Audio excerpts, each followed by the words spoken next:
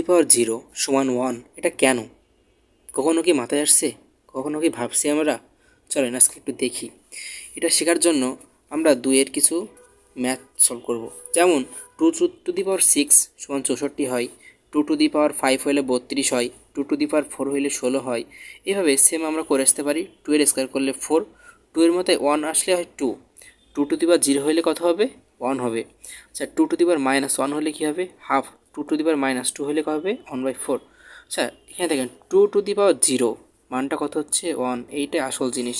দেখেন এখানে যে প্যাটার্নটা আছে প্রতি ক্ষেত্রে, যেহেতু এখানে ভিত্তি 2, সুতরাং আপনি 64কে 2 দিয়ে ভাগ করেন, কত হচ্ছে? 32। 32কে আবার 2 দিয়ে ভাগ করেন, আসবে 16। 16কে 2 দিয়ে ভাগ করলে 8, 8কে 2 দিয়ে 4, 2। দেখেন 2কেও যদি 2 দিয়ে ভাগ করা হয় তখন তার মান আসে কত? 1। আচ্ছা তারপরে আবার 2 দিয়ে ভাগ করেন, মান আসছে হাফ। আবার 2 দিয়ে ভাগ করেন, দেখেন 1/4। তাহলে দেখতে পাচ্ছি আমাদের ভিত্তি যেটা হয়, আমি সেইভাবে যদি ভাগ করতে করতে আসি তো এক সময় 2 এর উপরে 2 এর উপর যদি 0 থাকে তার মানটা 1 হচ্ছে। এমনভাবে আমরা যদি 4-এর ঘরটাও খেয়াল করি, 4-এর যদি স্কোয়ার করা হয় তখন আসে 16। 4-এর মাথায় 1 রাখলে হয় 4, 4-এর মাথায় 0 রাখলে হয় 1, 4-এর মাথায় -1 কত হবে? -1।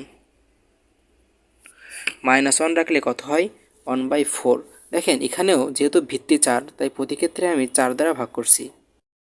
যদি সংখ্যার জায়গায় আমি একটা এক্সকে ধরে নিই তাহলে এক্সকে এক্স স্কোয়ার করলে এক্স স্কোয়ার হয়, তাকে এক্স দিয়ে ভাগ করলে কি? এক্স থাকবে।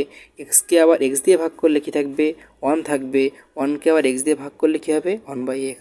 তাহলে বিষয়টা হচ্ছে দেখেন এই ক্ষেত্রে যে যে ভিত্তি থাকবে সেটা দিয়ে আবার আমরা ভাগ করব।